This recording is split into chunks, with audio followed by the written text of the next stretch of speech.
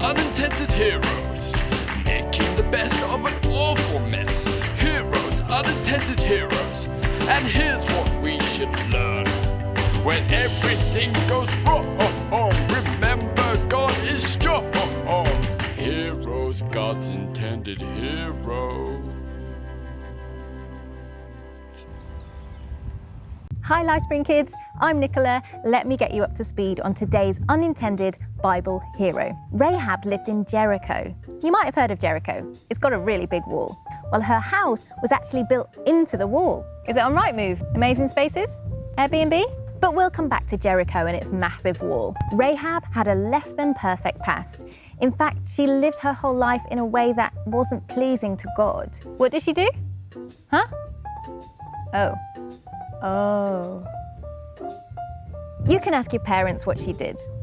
But put it this way, she didn't rank very highly on the babysitting list. So let's see how God turned Rahab's life around and turned her into our unintended hero. Quick recap, God's people, the Israelites, had been led out of captivity by Moses. You might have heard of Moses persuading Pharaoh to let his people go. And Pharaoh was like, no, never. Until eventually God sent 10 plagues and then Pharaoh was like, okay, I'll let them go. But when the Israelites reached the Red Sea, Pharaoh changed his mind. No! Oh, Pharaoh, indecisive. But God made a path through the sea and the Israelites walked on through to freedom. Freedom! Whew.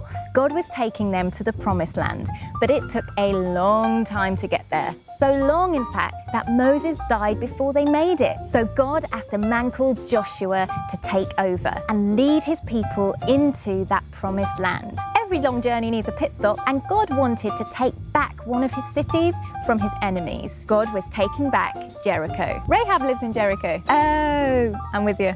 Yeah. And that's where Rahab comes in. One day, Rahab had two visitors, sneaky spies that Joshua had sent to investigate the land before they attacked it. Smart. Rahab knew these spies were God's people, and she knew why they were here. God was taking back his land. But the king of Jericho found out about the sneaky spies going to visit Rahab. Ooh, that's not good.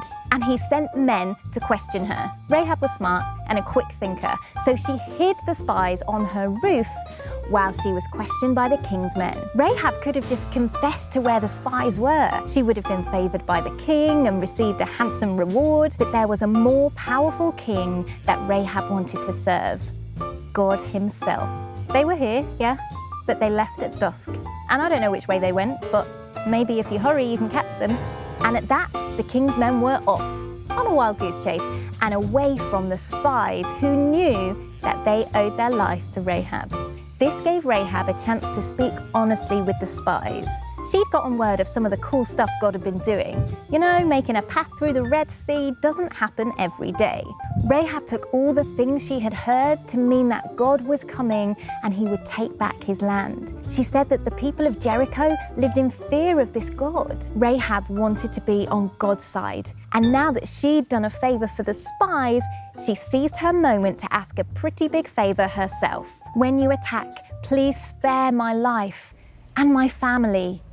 Just my mum and my dad and my brother, my sister as well. Actually, they've got children. So it's 1, 2, 3, 4, 5, 6. Basically all my family, me and my whole family.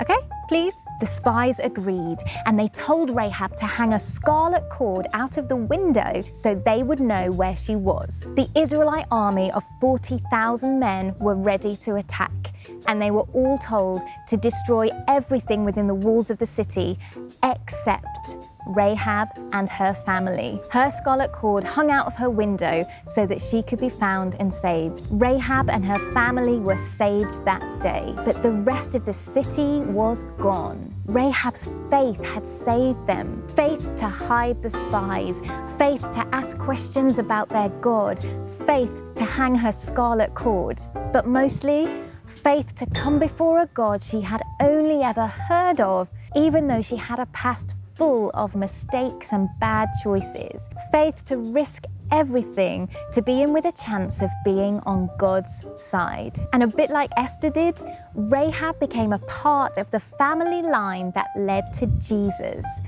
What a legacy.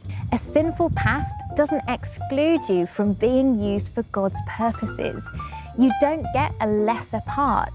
You get to be named as a hero of faith, just like Rahab is in the book of Hebrews, chapter 11.